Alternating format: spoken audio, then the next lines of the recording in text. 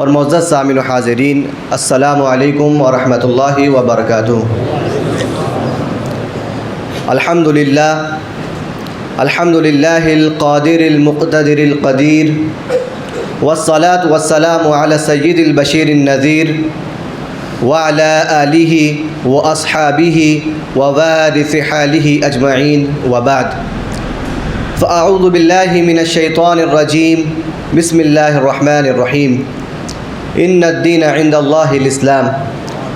صدق اللہ العظیم وصدق رسولہ النبی الکریم، ونحن علی ذلک لمن الشاہدین والشاکرین، والحمد للہ رب العالمین۔ فقد قال اللہ تبارک وتعالی مخبرا وآمرا تکریما لحق نبیہ وتعظیما، ان اللہ وملائکتہ یصلون علی النبی یا ایہا الذین آمنوا صلوا علیہ وسلموا تسلیما، اللہم صلی وسلم وبارک علی حبیبنا نبینا مولانا محمد وعلی آل محمد وبارک وسلم، صلاۃ و سلاما علیک یا رسول اللہ صلی اللہ علیہ وسلم۔ محترم سامعین و حاضرین، آج ہمارے اس محفل کا عنوان پیغام شہدائے کربلا ہے۔ آخر وہ کیا وجہ تھی کہ امام حسین اپنے اہل و عیال کے ساتھ کربلا میں شہید ہوئے؟ جب ہم کربلا کے واقعات کو مطالعہ کرتے ہیں تو پتہ چلے گا کہ یزید نے اسلامی تعلیمات، احکام خداوندی اور سنت نبوی کو پامال کیا تھا۔ نبی کریم صلی اللہ علیہ وسلم کے ارشادات میں تبدیلیاں شروع کر دی تھی، سچ کو جھوٹ سے بدلا جانے لگا تھا، شراب نوشی عام ہو چکی تھی۔ اسی لیے امام حسین رضی اللہ تعالی عنہ نے یزید کے ہاتھ پر بیعت نہیں فرمائی، بلکہ اللہ کی راہ میں شہادت کو قبول فرمایا۔ تو ہمیں بھی چاہیے کہ ہم اسلامی تعلیمات کو صحیح طور پر سمجھنے کی کوشش کریں۔ آج مخالفین اسلام طرح طرح کے پروپیگنڈے کرتے ہوئے نظر آ رہے ہیں کہ کسی بھی طرح اسلام کو بدنام کیا جائے، اسلام کو دہشت گرد مذہب قرار دینے کی کوشش کر رہے ہیں۔ مخالفین اسلام یہ باور کرانے کی کوشش کر رہے ہیں کہ مسلمان قوم مسلم یہ ظالم و جابر ہے، قرآنی آیات میں تبدیلیاں بیان کر اس کے معنی و مفاہیم دنیا کے سامنے پیش کر رہے ہیں، جبکہ حقیقت اس کے برخلاف ہے، حقیقت اس کے برعکس ہے، کیونکہ اسلام تو ایک آفاقی اور عالمگیر مذہب ہے۔ اسلام تو وہ مذہب ہے کہ جو کسی ایک خاص طبقے، رنگ و نسل، تہذیب و ثقافت کے لیے نہیں آیا، بلکہ وہ تمام افراد بشر کے لیے عام ہے۔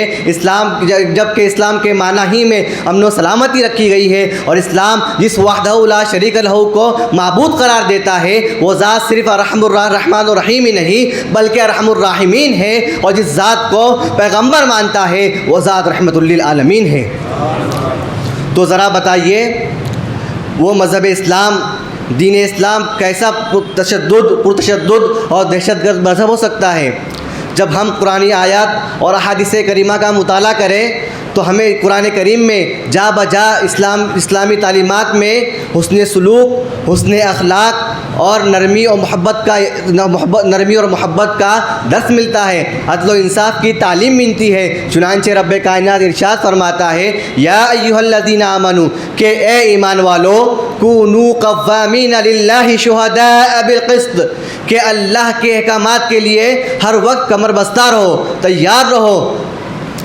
ولا یجرمنکم شنآن قوم، کہ کسی قوم کی دشمنی، کسی قوم کی عداوت تمہیں اس بات پر نہ ابھارے، اللہ تعدلوا، کہ تم اس قوم کے ساتھ، اس ملت کے ساتھ ناانصافی کر بیٹھو۔ کیا فرمایا؟ اللہ تعالیٰ ارشاد فرماتا ہے، اعدلوا، کہ اے ایمان والو انصاف کا معاملہ فرماؤ۔ کیوں؟ هو اقرب للتقوی، کیونکہ انصاف کرنا، عدل و انصاف کرنا یہ تقوی سے زیادہ قریب ہے۔ واللہ خبیر بما تعملون، بے شک اللہ تبارک و تعالی ہمارے تمام اعمال سے باخبر ہے۔ تو محترم سامعین، اس آیات میں دیکھیے کہ اللہ تبارک و تعالی نے بلا تفریق مذہب و ملت، رنگ و نسل، کسی بھی قوم کی تفریق کیے بغیر یہ فرمایا کہ چاہے وہ اپنا ہو یا پرایا، دوست ہو یا دشمن، چاہے وہ مسلمان ہو یا غیر مسلم، اس کے ساتھ عدل و انصاف کا معاملہ کیا جائے، اس کے غیر مسلمان ہونے کی وجہ سے اس کے ساتھ ناانصافی نہ کیا جائے، اس کے ساتھ ظلم و زیادتی نہ کی جائے۔ اسلام تو وہ مذہب ہے کہ جو تکریم انسانیت کی پاسداری کی تعلیم دیتا ہے۔ اللہ تبارک و تعالیٰ ارشاد فرماتا ہے من قتل نفسا بغیر نفس اور فساد فی الارض، کہ جس نے کسی بھی ایک جان کو ناحق قتل کیا یا زمین پر فساد برپا کیا، من قتل الناس جمیعا، گویا کہ اس نے ساری انسانیت کو قتل کر دیا۔ محترم سامعین، ذرا غور فرمائیے، اسلام کیسا وہ دہشت گرد مذہب ہو سکتا ہے؟ اسلام پر لوگ یہ بھی الزام لگاتے ہیں، بے جا الزامات یہ بھی لگاتے ہیں کہ اسلام تو تلوار کی زور پر پھیلا ہے، لیکن اسلام کی تعلیمات یہ ہے لا اکراہ فی الدین، کہ اسلام میں کوئی زور و زبردستی نہیں ہے۔ محترم سامعین، دنیا کا اسلام وہ واحد مذہب ہے کہ جس نے انسانیت کو تکریم انسانیت اور عدل و انصاف کا پاٹ پڑھایا ہے۔ ہم جب احادیث مبارکہ میں دیکھتے ہیں تو نبی کریم صلی اللہ علیہ وسلم بانی اسلام ارشاد فرماتے ہیں من آذى الناس آذى اللہ، کہ جس نے کسی انسان کو تکلیف پہنچائی گویا کہ اس نے اللہ تبارک و تعالیٰ کو تکلیف پہنچائی۔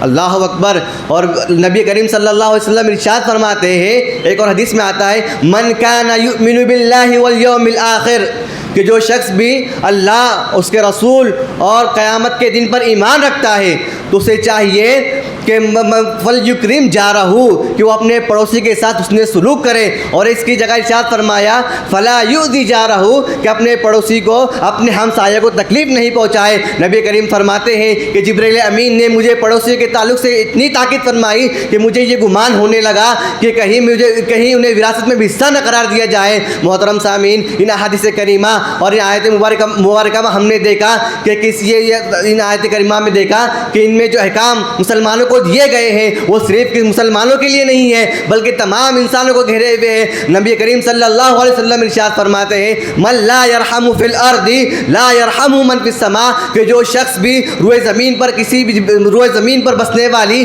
کسی بھی جاندار مخلوق کے ساتھ رحم نہیں کرتا، اس پر رحم نہیں کرتا، اس پر محبت کا برتاؤ نہیں کرتا، تو اس پر رحمان کا مالک بھی، اس پر آسمان کا مالک بھی رحم نہیں فرماتا۔ محترم سامعین، اللہ تعالیٰ نبی کریم ارشاد فرماتے ہیں الخلق عیال اللہ، کہ تمام مخلوق، تمام یہ خلق کائنات اللہ کا کنبہ ہے۔ تو محترم سامعین و حاضرین، ہم پر مسلمان ہونے کی وجہ سے ہم پر واجب ہے، چاہے وہ انسان مسلمان ہو یا غیر مسلم، مسلمان ہو یا غیر مسلم ہو، اپنا ہو یا پرایا، دوست ہو یا دشمن، چاہے وہ ٹوپی پہننے والا ہو یا تلک لگانے والا، چاہے وہ اذان دینے والا ہو یا بھجن کا پاٹ کرنے والا، چاہے وہ مندر کا پجاری ہو یا کعبے کا شہدائی، وہ گنگا جل کا شہدائی ہو یا آب زمزم کا فدائی، اگر وہ انسان ہے تو انسان ہونے کے ناطے مذہب اسلام نے، دین اسلام نے تمام اختلافات کو مٹا دیا ہے۔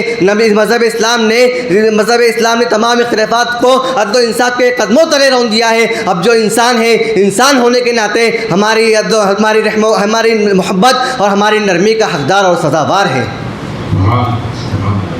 جب ہم تاریخ نبوی کا مطالعہ کرتے ہیں تو ہمیں پتہ چلے گا کہ نبی کریم صلی اللہ علیہ وسلم پر کیسے ظلم کے پہاڑ توڑے گئے، صحابہ اکرام کو کس طرح ستایا گیا، یہاں تک کہ آپ کو اپنا شہر مکہ چھوڑنے پر مجبور کر دیا گیا۔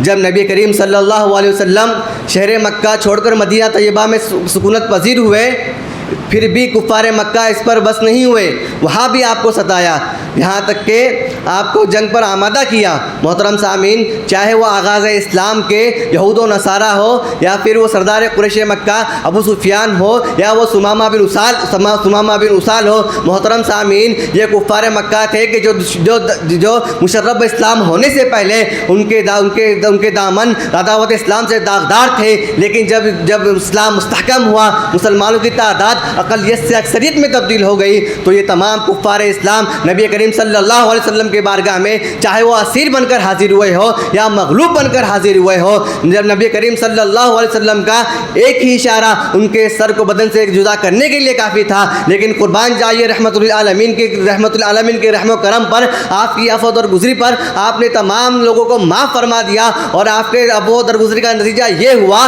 کہ وہ تمام لوگ جو آپ کے جان کے پیاسے تھے آپ پر جان قربان کرنے کے لیے نشاور ہوئے۔ تو محترم سامعین و حاضرین، ہمیں بھی چاہیے کہ ہم صحیح طور پر اسلامی تعلیمات کو سمجھیں، اس کے معنی اور مقاصد پر عمل کرتے ہوئے عمل کریں۔ اللہ تبارک و تعالیٰ کی بارگاہ میں دعا ہے کہ وہ ہمیں اسلامی تعلیمات پر عمل کرنے کی توفیق عطا فرمائے۔ وما علینا الا البلاغ المبین۔